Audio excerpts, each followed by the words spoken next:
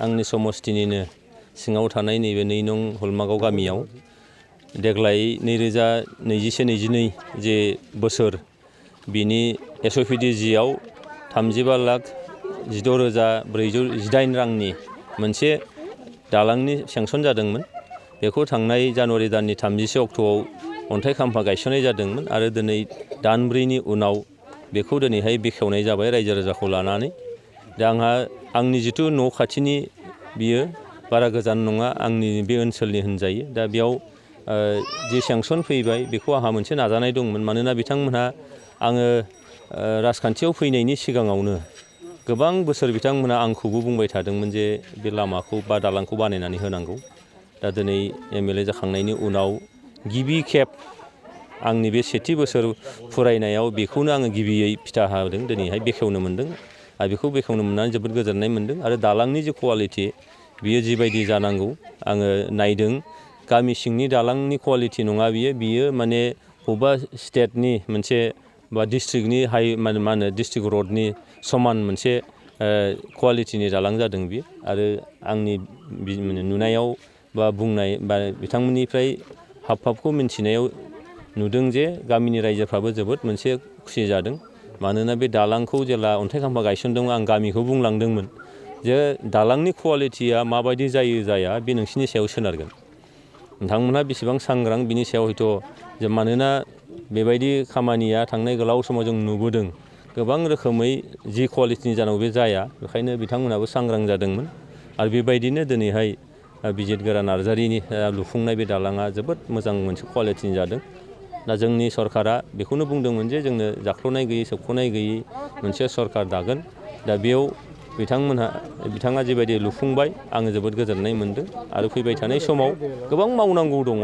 दिनै 10 किल'मिटार जों गोदान MLA-फोरनो हरदोंमोन, बे लामायाबो दा फ्राय माने 50% आवगायनानै दङ। बेबो खोब खम समनि गेजेराव निस्सय लुखांगोन। बेखायनो सेथि बोसोर फरायनाय नैबे समाव आङो माखासे जेनेबा रिभार प्रटेक्सननि थाखाय माखासे स्किमफोर बेयाव लाबोनाय जादों। बेबायदिनो आरोबाव 3-4सो दालांफोर दंबावो। MLA फान्डजों बेबायदिनो गोबां रोखोमनि खामानि मावनाय जादों। बोसोरसेयाव फिसा गिदिर गासैखौबो नायोब्ला गासै माने 60-70थासो स्किम नैबे बोसोरसेयाव मावफुंबाय होननानै आङो दिनैहाय गोरायै बुंनो हायो। बेखायनो आं आरोबाव फैबाय थानाय बोसोरब्रै जे सम दङ, बे बोसोरब्रै समाव जेसेबां हायो रायजो राजानि मोजांफोरनि थाखाय आसाम सरकारनिफ्रायनो जा BTR सरकारनिफ्रायनो जा रायजोनि मोजांनि थाखाय निस्सय हाबा मावलांनो हागोन। आरो रायजोफ्रा निस्सय मदद होलांबाय थागोन, आं बेखौनो फोथायनाय नुनो मोनदों। दा बेखायनो आङो दहायनो बुंदों जे 35 लाख रांनि जे दालां आरो बेखौ जिबायदि कुवालिटियाव बानायदों बेखौ नायोबा दिनैहाय जोबोद मोनसे बाख्नायथाव बाथ्रा। जाय ठेकेदारा हयथ' बियो बिथांमोननि गोसो गोरबोनि सायाव हयथ' निस्सय सोनारगोन। गोबाङानो जे जों नुदों जे माने गावनि लाबा-लाबखौ नायनानै रायजोनि लाबा-लाबनि फारसे बारा सिन्था खालामा। खिन्थु दिनै खम बेसेनाव दिनैहाय नोङो सेंसन जादों। दा बे कुवालिटिया नायोब्ला माने जिबायदि नोङो डिस्ट्रिक्ट रडनि समान मोनसे कुवालिटिनि बानायदों। दा बेखायनो आङो जोबोद साबायखर होगोन। आरो बेबायदि सुबुंफोरखौ, बेबायदि ठेकेदारफोरखौ जोंनो समाजाव नांगौ, माने स्टेटआव नांगौ, BTR-आव नांगौ, हादोराव नांगौ। आरो बैबायदि मानसिफ्रा फैयोब्लासो जोंनि जेंनाफ्रा अरायनि थाखाय जोबस्रांलांगोन बा जेंनाया फोजोबस्रांनो हागोन। नाथाय कुवालिटिखौ जुदि मेनटेन खालामाबा आरोबाव बियो बोसोरनैनि उनावनो बायदिसिना मोनसे मेरामति खालामफिननांनाय बा बायनानै थांनाय बे थासारिया जायो। ओंखायनो आङो जोबोद साबायखर होदों। बेबायदि हाजारजन मानसिया जोंनि समाजाव उजिथों आरो समाजाव मोनसे दायथ' लाफैथों, आं बेखौनो मिजिंथिबाय। आं गोबाव समनिफ्राय आंनो बे गामिनि गावबुरामोन। आं दिनै जोबोद गोजोननाय मोन्दों। थारमाने जोंनि MLA जानायनि उनाव जोङो बहुद माने उफ्रा मोननाय जादों। मानोना जोंहा बहुद दिननिफ्राय जोङो बे दालां, बे ब्रिजखौ जोङो नाजाबाबो जोङो हायाखैमोन।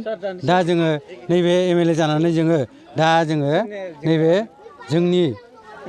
जोंनि बे मोजां बे थांलाय फैलाय नि थाखाय जोङो दा मोजां मोननाय जाबाय 17 বছৰ রানিং হওয়াত আমি বহুত অসুবিধা পাই আছিলোঁ কিন্তু এখন ধরো আজি 1 বছরলৈকে আমার নতুন জয়ন্ত বসুমতাৰী পাই আমি বড় সুখী হলোঁ কিন্তু অথচ আমার এই দলংখান হলমা গাঁৱৰ ভিতৰত যে দলংখান বনাই দিল বিৰাট ধন্যবাদ মই আজি পৰ্যন্ত নাম কৰি থাকিম আৰু জনগণৰ ৰাইজেও নাম কৰি আছে আমাৰ ল'ৰা ছোৱালী স্কুলত যাবলৈ খুব অসুবিধা সেই অসুবিধাখিনি আমাৰ সব গুচি গ'ল আৰু MLA বাবুই কৈ আছে মানে অহা বছৰলৈকে জিলা হুৰা গুৰা ৰাস্তা ঘাট সেইখিনিও আমাক কমপ্লিট দিব লাগে আৰু দিলে খুব ভাল পাম আৰু কিমান বছৰ 17 বছৰ হ'ল ৰানিং কিন্তু এতিয়াও কোনো কাম কৰা নাই কিন্তু এইবাৰ মানে জয়ন্ত বসুমতাৰী